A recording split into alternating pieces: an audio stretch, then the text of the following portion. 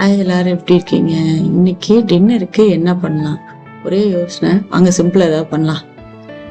நான் இன்னைக்கு Alfredo pasta பண்ணலான் இருக்கேன். வீட்டில் இருக்கிறத வச்சு எப்படி பண்ணலான்னு. அதுக்கு பார்மிசன் சீஸ் எடுத்துக்கோங்க. அதுக்கப்புறம் கொஞ்சம் மொசரெல்லா சீஸ் எடுத்துருக்கேன். அதுக்கப்புறம் பட்டரு. நமக்கு பட்டர் கொஞ்சம் நிறையாவே எடுத்துக்கோங்க. அப்புறம் fresh cream, full cream milk எடுத்துக்கோங்க. பெப்பரு, சால்ட்டு, அதுக்கப்புறம் நம்ம பாஸ்தா, நம்ம ஹீரோ பாஸ்தா எடுத்துக்கலாம். இது பார்த்திங்கன்னா இட்டாலியன் பாஸ்தா. பார்த்திங்கன்னா நார்மல் பாஸ்தா கொஞ்சம் மஞ்சள் கலரில் இருக்கும். இது பார்த்திங்கன்னா கொஞ்சம் வெள்ளை கலரில் இருக்கும். மேலே லைட்டாக கிரைண்ட்ஸ் இருக்க மாதிரி இருக்கும். இந்த பாஸ்தா வாங்கினீங்கன்னா தான் உங்களுக்கு அந்த பாஸ்தா சாஸ் இதில் நல்லா பிடிச்சிக்கும், ஒட்டிக்கிறோம். நீங்கள் அந்த எல்லோ வாங்கினீங்கன்னா எல்லோவில் சாஸ் அவ்வளோவா ஒட்டாது. நெக்ஸ்ட் டைம் யாராவது புதுசாக பாஸ்தா வாங்குறவங்களுக்கு இது மாதிரி வாங்கி ட்ரை பண்ணி பாருங்கள். இதில் பாஸ்தா செய்யும் போது நல்ல சாஸ்லாம் அதிலே நல்லா ஸ்டிக் ஆகிட்டு சாப்பிட்றதுக்கு நல்லா டேஸ்ட்டாக இருக்கும். அந்த மஞ்சள் கலரில் ஒரு பாஸ்தா இருக்கும், அது வாங்காதீங்க. அது ரொம்ப மேலே வலுவலுன்னு இருக்கும். ஒரு பாத்திரத்தில் தண்ணி கொதிக்க வச்சிடலாம். கொஞ்சம் உப்பு போட்டுக்கலாம். பாஸ்தாவை போட்டாச்சு. அது வேகிற கேப்பில் நம்ம மற்றதெல்லாம் ரெடி பண்ணிடலாம். பார்த்திங்கன்னா கொஞ்சம் ஆலிவ் ஆயில் அதில் ஊற்றிடுங்க. அப்போ தான் பாஸ்தா வேகும் போது ஒன்றோடு ஒன்று ஒட்டாமல் வரும். கொஞ்சம் உப்பும் ஆலிவ் ஆயில் மட்டும் அதில் ஊற்றிருக்கோம்.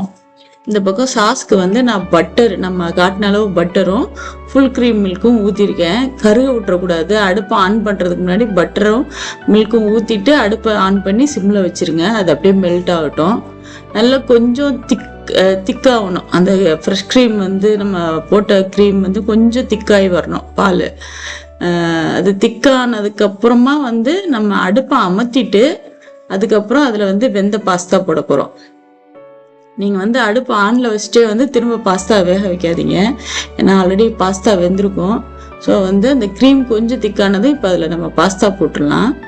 இதில் நான் கொஞ்சம் பாஸ்தா வாட்ரு ஊற்றுவேன். நான் நமக்கு ரொம்ப க்ரீமியாக வேணும், அப்படி கொஞ்சம் க்ரீமியாக வேணும்னா தண்ணி ஊற்றிக்கலாம். எவ்வளோ பாஸ்தா வாட்டர் வேணுமோ அந்தளவு ஊற்றி கொஞ்சம் நம்ம மிக்ஸ் பண்ணிக்கலாம். இப்போ இது அடுப்பை அமர்த்திட்டு இதில் பார்மிசன் சீஸு, நான் கொஞ்சம் மொசரெல்லா சீஸும் போடுறேன். ரொம்ப பசங்களுக்கு சீஸ் பிடிக்குன்றதுனால நீங்கள் மொசரெல்லா சீஸ் போடாமையும் விடலாம். பார்மிசன் சீஸ் மட்டும் போட்டுக்கலாம். இது போட்டு இதெல்லாமே பார்த்தீங்கன்னா அடுப்பை ஆஃப் பண்ணிட்டு தான் நான் பண்ணிட்டுருக்கேன். சைடில் இறக்கி வச்சுட்டு நல்லா இது கலந்து கொடுக்கணும்.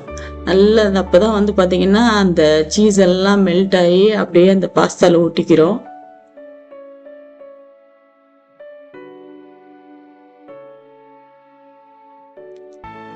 நீங்கள் இப்போ அதில் நம்ம தேவையான அளவு பெப்பரு,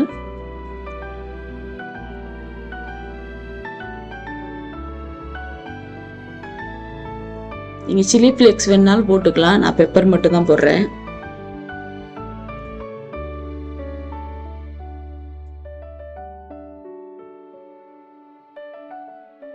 அவ்வளோதான், நம்மளோட அல்ஃப்ரெடோ பாஸ்தா ரெடி ஆயிடுச்சு.